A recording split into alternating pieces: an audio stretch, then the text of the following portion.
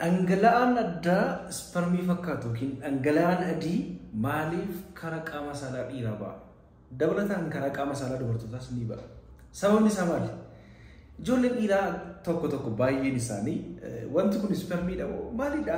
Utuu fedhiin qabaatiin maaliin narraa bahe jedhanii baay'een isaanii yeroo isaanitti bitatti galu jira.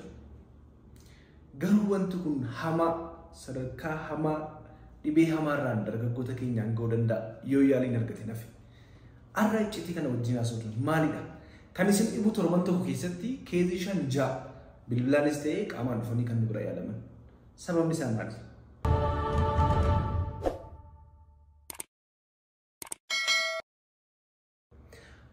Nagaa keenyas hin daganne. Akkam jirtu kabajamtoota hordoftoota keenyaa kun Dr. Naafii Argeetudha. Odeeffannoo fayyaa mana keessan teessanii afaan keessanii kan ittiin argattan kun YouTube channel keessanidha. Namoonni haaraan dhuftan yoo jiraattan subscribe yoo goonete kaffaltii tokko hin baaftanii quba keessan qofatti bu'a. Yoo qubni keessan isin dhukkube immoo kiliinika keenya kottaa yaalamaa isiniin jenna. Subscribe godha. Subscribe gochuu qofa osoo hin taane mallattoo notification bell illee tuquudhaan odeeffannoo fayyaa yeroodhaa yerootti isin biraan geenyu akka isin qaqqabu gochuu dandeessu. Egaa hin kabajamtoota hordoftoota keenyaa sagantaa keenya guyyaa irraatiin kan nu waliin ilaallu akkuma jalqaba irratti ibsuudhaaf yaale dhangala'aan addaa bifa adii yookiin daalacha jedhu laata qaama saalaa dhiiraa keessaa maaliif ba'a? Kan isin dhibu namoonni baay'een ijoolleen dhiiraa baay'een wanta kana ofirratti arganii akkasumaan neglect godhanii kan ta'an jiru. Baay'een isaanii dhufuu sodaatu. Akkuma beeknu hawaasa keenya keessatti rakkisaadha. Dhimma kanaa yommuu haasofnu namoonni baay'een illee isaaniif hin galu kan nu arrabsuudhaaf fiiganis jiru akkuma waan isaanitti hin jirre jechuudha. Garuu dhimmuma uumamaa dhimma isinitti jiru haasaa jirre jechuudha. Dargaggoonni baay'een rakkoo kana dhiisanii rakkoo dhabuudhaaf rakkoo dhibee kan biraadhaaf yeroo itti saaxilaman ni argina. Keessattuu dargaggoota irratti baay'ee heddummaata waan ta'eef umurii namoonni YouTube keenya dhuftan immoo dargaggootas ta'e namoota umurii isaanii hanga 40 keessa jiran baay'een isaa kan baay'atu waan ta'eef kanaaf sagantaa kana isiniif qooduu jaalladha jechuudha. Mee dhangala'aan addaa maaliif qaama saalaa dhiiraa keessaa ba'a? Dhiira qofa osoo hin taane dhalaa keessaa illee yeroo itti ba'u jira jechuudha. Waa'ee dhalaa dhangala'aan qaama saalaa dubartootaa keessaa ba'u YouTube viidiyoo irratti hojjedhee namoonni baay'een keessan daawwattaniitu. Dabalataan YouTube sana deemtanii description box keessaatii argachuu dandeessu, linkii isaa ilaaluu dandeessu jechuudha. Egaa akkuma beekamu qaamni saalaa dhiiraa gara alaatti argamu. Qaama saalaa dhiiraa gara alaatti argamu egaa kan akka qaama saalaa dhiiraatti mul'atan tuubboodha. Tuubboo jechuun kuni ureteraa kan jennu funcaan gara alaatti kan dhabamsiisudha.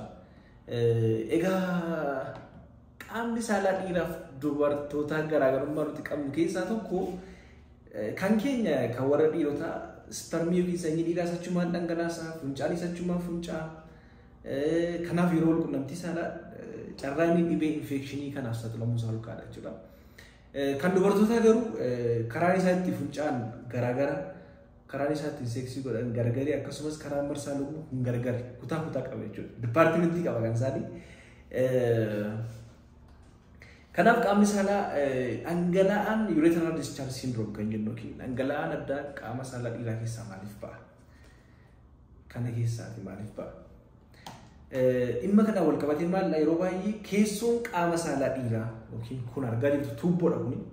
Keessoon qaama saalaa dhiiraa kuni yeroo inni infected ta'u yookiin yeroo madaa'u sababii baakteeriyaawwan garaagaraarraan kan ka'e yeroo madaa'u yeroo infected ta'u yookiin immoo infekshinii yeroo uumamutti dhiirri tokko dhangala'aan kara qaama saalaa isaa akka bu'u ta'a jechuudha.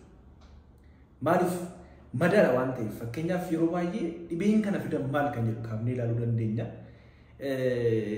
Akkuma isinitti himee keessi isaa baakteeriyaan gara qaama saalaa dhiiraatti yeroo galu qaawwa kanaaf fakkeenyaaf kara kanaan baakteeriyaan dhufe yeroo seenu infected yeroo ta'u keessi isaa in nyaataa deema walhoraa baakteeriyaa achitti keessatti walhoraa achumaanii qaama kana maal gochaa deema nyaataa deema waan ta'eef qaamni kun tortoraa nyaatamaa jira. Yeroo kanatti maal ta'a dhangala'aan bifa adiis ta'uu danda'a, diimaa adii wal makatees ta'uu danda'a, baay'inaan gara adiitti kan deemu kun keessaa dhangala'uu danda'a jechuudha. Malaa kan jennu jechuudha. Malaa fakkaatu dhangala'aan malaa fakkaatu. Afaan Oromoodha yeroo baay'ee malaa jedhama waan ta'eef jechuudha. Maaltu fida kan jedhuuf immoo infekshiiniiwwan baakteeriyaawwan garaagaraa karaa garaagaraatiin kan qaama saalaa dhiigaa seenan keessattuu karaa wal quunnamtii saalaatiin baay'een keessan cooxxoo fanxoo jettu jechuudha garuu yookiin immoo karaa wal quunnamtii saalaatiin sexually transmitted disease kan jedhamu yookiin immoo sexually transmitted infection. Kana jechuun maal jechuudha? Dhiirri tokko dhalaa wajjin yeroo seenu baakteeriyaan dubartiin sun infected taatee jirti yoo ta'e dubartiin suni qaamni isaa yeroo baay'ee mallattoo agarsiisuu dhiisuu danda'a.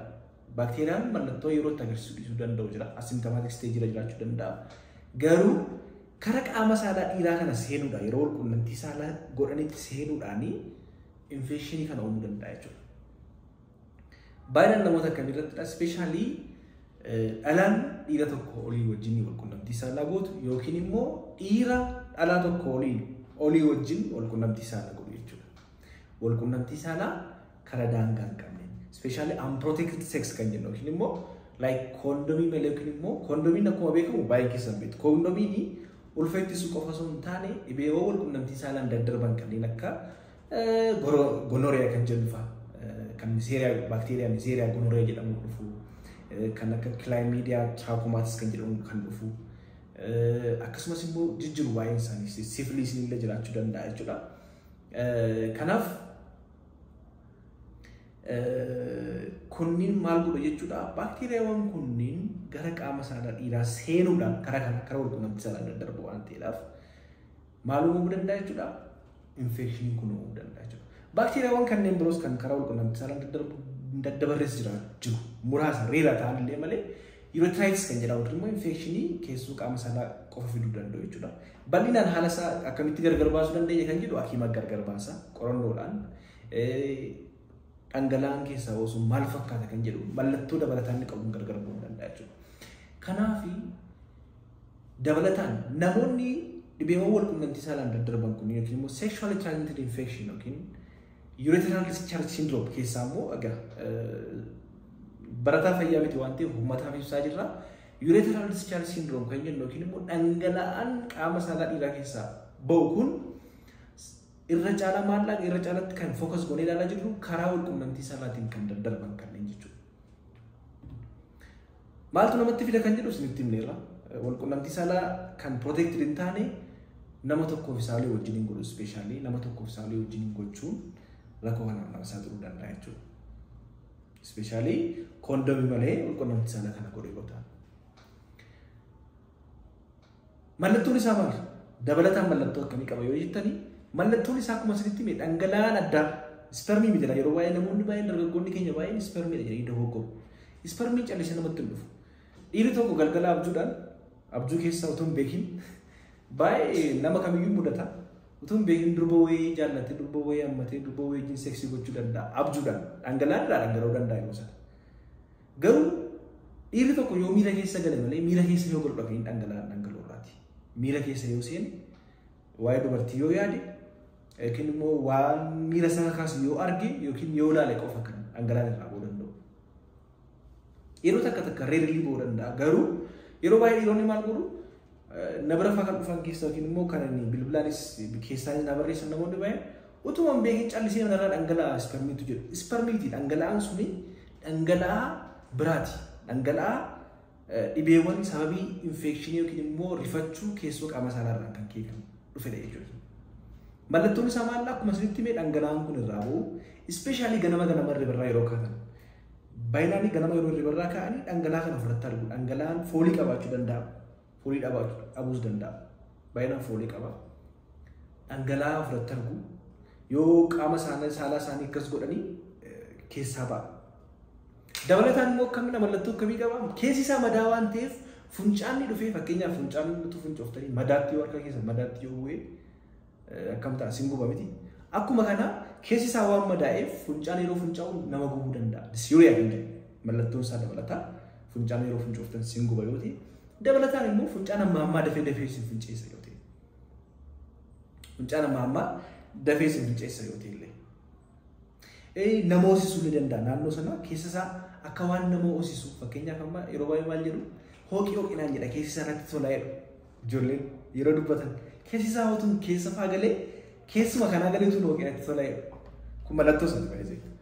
Dabalataan immoo maalla cidhaan illee dhukkubuu danda'a. Cidhaan dhukkubuus danda'a.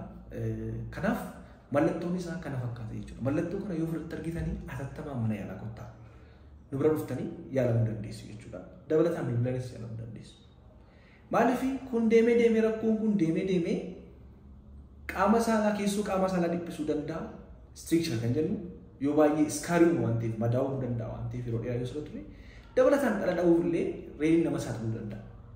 Kanaaf maalidhaa kana qofa miti gara haadha manaatti yookiin gara nama biraatti illee darbuu danda'a beekuun jechuudha.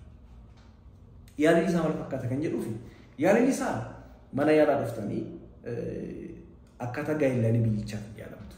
Fakkeenyaaf amma syndromic management of style kan jennu jedhamu biratti kan yaallu istiriiwwan wantoota risk factor ta'an yookiin wantoota kanaaf saaxilan erga qoratamanii booda qorichi qindaa'aan siif kennamaa jechuudha. Dabalataan immoo qorannoo yoo barbaachisu qorannoon hin godhama bakka biraatti akka gaa'ellaanii biyyatti gargar waan ta'eef jechuudha. Kana qofa miti. Fakkeenyaaf dhiirri yookiin immoo abbaan manaa mallattoo kana qabaatanii haati manaa keessan illee yaalamuu qabdi. Yoo isheen mallattoon qabdu ta'e illee lamaan keessanii yaalamuu qabdu jechuudha. Qoricha siniif kennamuu qaba jechuudha lamaan keessaniif. Maaliif isheen akka mallattoon irratti hin argamneef yookiin immoo akka isheetti hin dabarreef.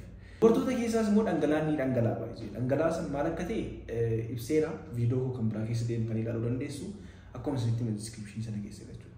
Dabalataan kondomii fayyadamuu qabu. Even abbaa manaa fi haadha manaa taanee amma wanti kun irraa dhaabbatutti kondomii illee at least hanga torban lamaatti kondomii fayyadamuun baay'ee barbaachisaadha jechuudha.